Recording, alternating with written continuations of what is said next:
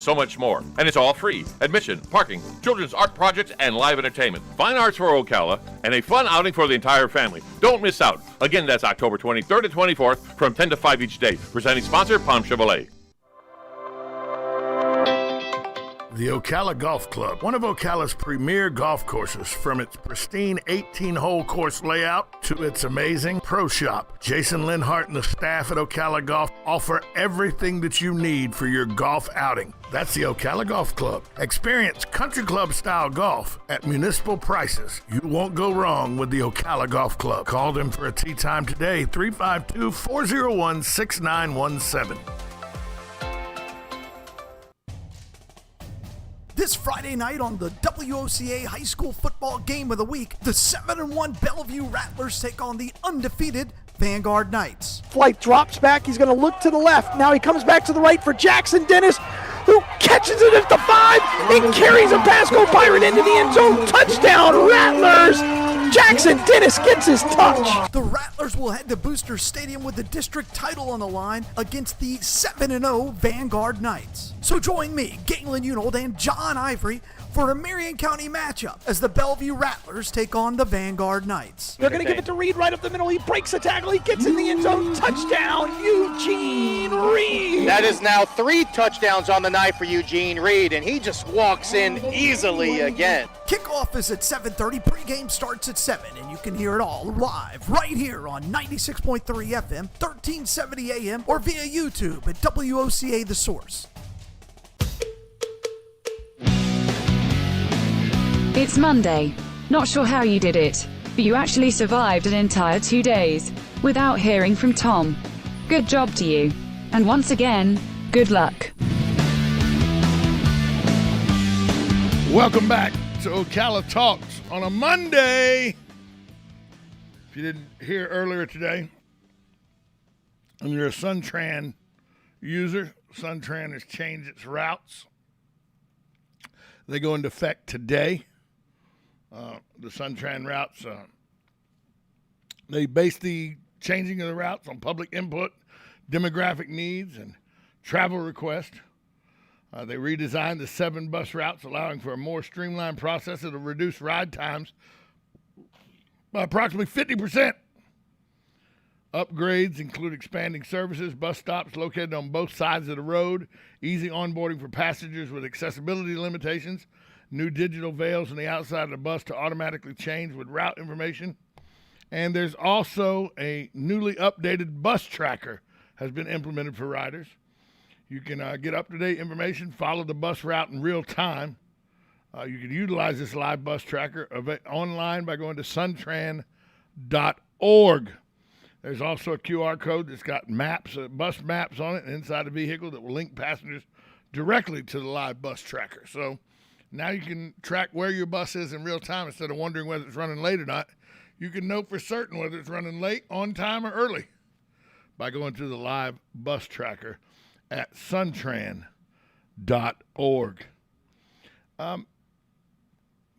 Prosecutors have determined that an Ocala Police Department sergeant who fired a shot at a fleeing man was justified in the use of potentially deadly force. Chief Assistant State Attorney Walter Forgy, in a 2-page document, cited 2 Florida statutes that authorize a law enforcement officer to use such force.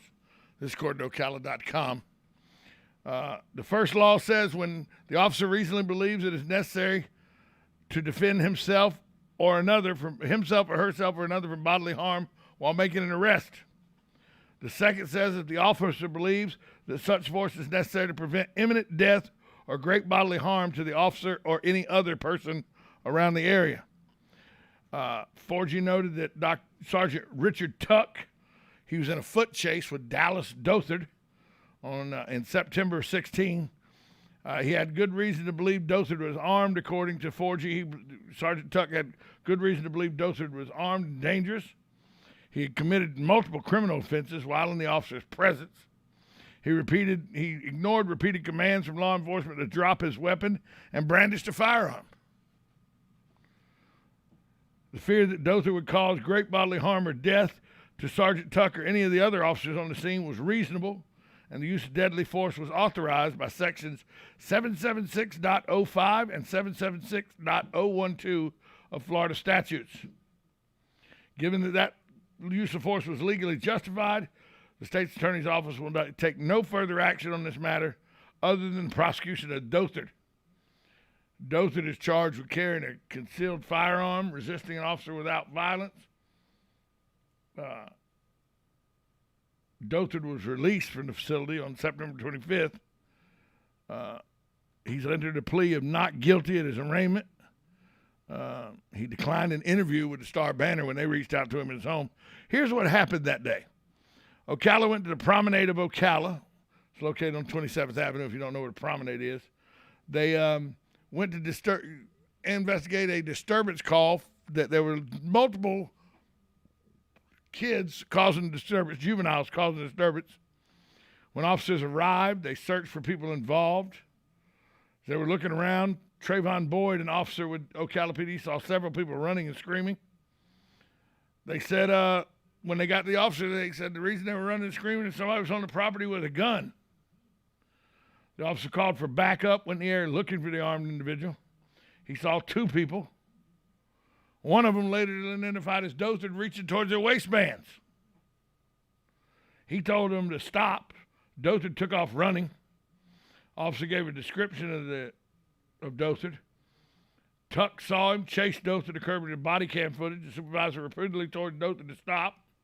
During the chase, Dothert, who had a gun, fell. He got up, tossed the gun, and continued running.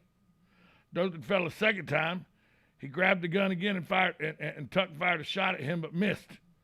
Moments later, he was apprehended by Officer Micah Smith. So, seems like everything justifies a shot being taken. The 8-year OPD veteran, Tuck, was placed on administrative leave with pay. He returned to duty on September 29th. That according to Steve Cuppy, Major Steve Cuppy of the Ocala PD. Cuppy said that the Florida Department of Law Enforcement was not called to investigate the shooting since no one was injured. Major crime detectives took charge of the case, handing their findings to the state attorney's office. Now the next step is for the department's Internal Affairs Division to see if any policy was violated. And then the Shooting Review Board has to examine the shooting. Now, I will tell you this, Sergeant Tuck has never been involved with any officer-involved shooting while at OPD. That according to his personnel file. But, you know, an officer pulled his gun and fired, potentially using deadly force. He missed the subject. But the review now says that everything he did was justified. Suspect had a gun. The suspect was running. He was reaching to his waistband for the gun. He ran, fell, dropped the gun, picked it back up. Everything indicates that this was a guy who had a firearm, and, you know, when you have a firearm and you're running from the cops and all, the cops don't know whether you're going to shoot at them or not. That's part of the process. You might get a shot, take it at you. Luckily, no one was injured. Nobody was hit by the bullet. But that's a police officer doing their job. And the review board shows that out. The Major Crimes Division shows that out. FDLE usually comes to investigate shootings, but because no one was hit by the bullet, no one was injured, FDLE was not asked to come investigate.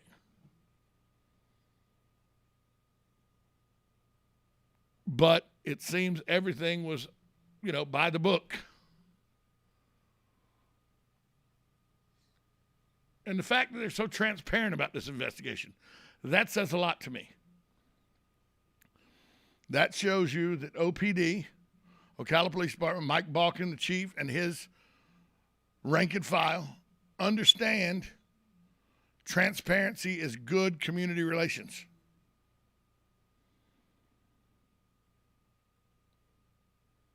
That's a good thing.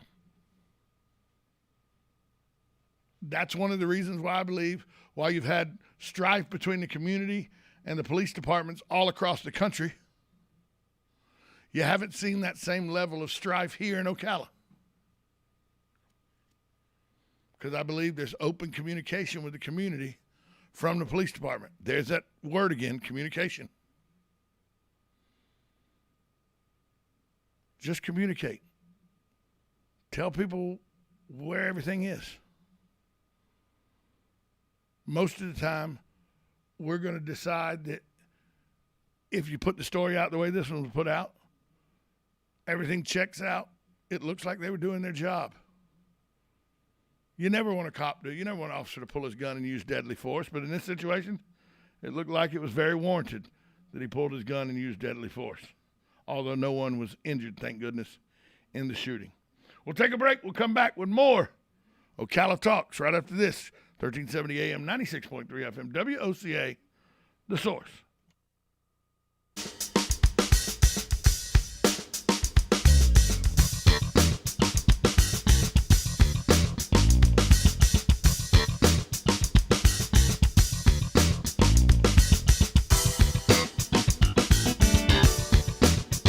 There's a specialist for just about everything.